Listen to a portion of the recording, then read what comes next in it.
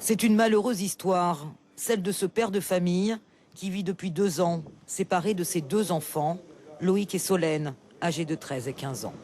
2 enfants dont la mère franco-brésilienne est décédée. La grand-mère s'occupe un temps des enfants à San Luis. Il y a 8 mois, elle décède à son tour. Depuis, c'est un oncle et une tante vivant au Brésil qui en ont la garde provisoire. Dominique Liquel n'a lui plus aucun contact avec ses 2 enfants. J'ai saisi un juge des affaires familiales à Saint-Louis il y a 2 ans. Le dossier a été classé sans suite du fait du décès de ma belle-mère. Donc il n'y a pas eu de décision de justice. Ils ont simplement une garde provisoire qui se transforme de facto en garde définitive, puisque cela fait maintenant 2 ans qu'ils ont cette garde provisoire. Et aucune décision de justice n'a été prise au Brésil. Mes enfants sont orphelins judiciairement là-bas et orphelins factuellement de père et de mère, puisque je n'ai plus la possibilité de leur parler, de les voir, de les amener en France, de les visiter.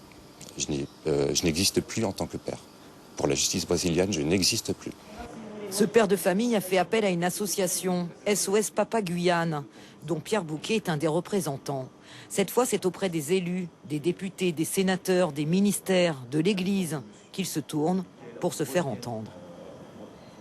Nous essayons de créer un réseau, de créer une campagne qui va amener tout de même nos dirigeants, parce que c'est de ça. Madame Dilma Rousseff était à la COP 21, Monsieur Fabius était le président de la COP 21, donc c'était peut-être le lieu adéquat pour essayer de faire avancer ce dossier, qui est avant tout un dossier qui concerne le droit des enfants à vivre avec leurs parents, le droit des enfants à vivre dans leur famille. Et là, nous avons Loïc et Solène qui sont orphelins, qui ont perdu leur mère et qui aujourd'hui sont orphelins de leur père. Le cas de ce père de famille est loin d'être unique en Guyane. Dominique Liquel espère encore pouvoir retrouver rapidement Solène et Loïc avec l'aide des autorités françaises.